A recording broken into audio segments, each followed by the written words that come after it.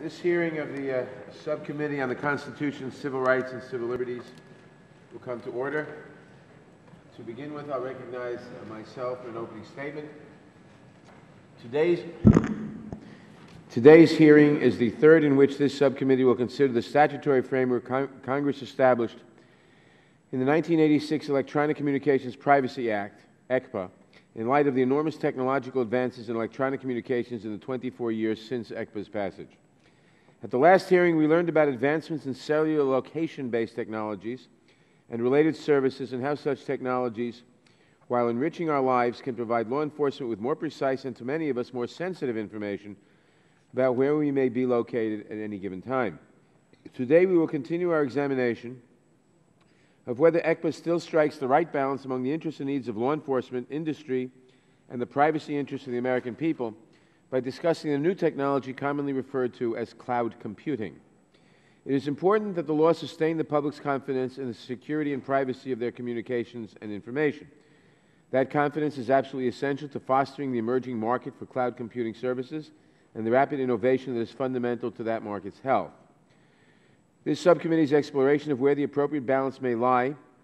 with respect to the content and associated transactional information of electronic communications and data stored by certain third-party providers must begin with a lesson about cloud computing technologies and capabilities. When ECPA was passed back in 1986, few of us used email or imagined a world where we could securely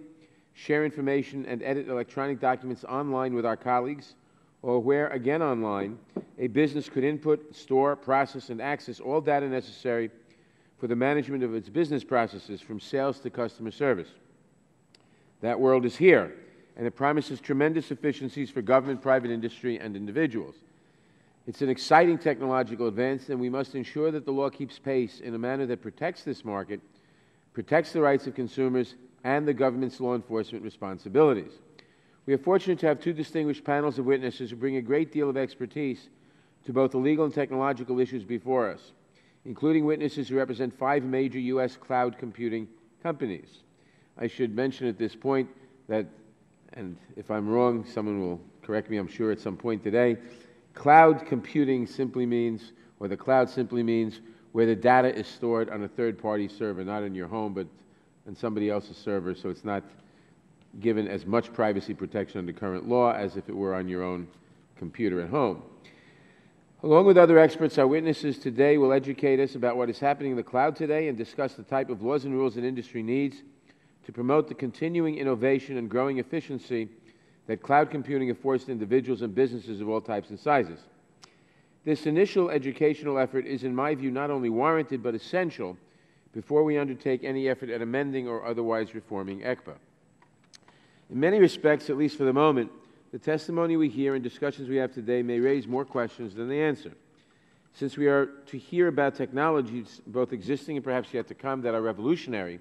certainly by 1986 standards, I want to acknowledge that our task will be a challenge to find the appropriate balance between privacy and law enforcement interests, to protect the public while preserving consumer privacy and confidence, to support rapid technological innovation and growth, yet discern standards for law enforcement access that will not become outdated with each new generation of technology, which is to say every 6 months or so. Just as it would not have been possible for Congress to anticipate the exciting technologies we will be discussing today, it is more than likely that in the years to come, new technologies will present us with equally vexing legal questions. We must learn to take advantage of these emerging technologies without ushering in a new privacy-free civilization, to boldly go towards the creation of a new productive balance among the interests of law enforcement, personal privacy, and industry that no legislation has quite stricken before. This subcommittee needs the assistance and input of all stakeholders, law enforcement, private industry, and civil liberties groups alike, to get this balance right, hopefully for at least another generation. I look forward to the testimony of our witnesses today and to working with all stakeholders on this very timely mission.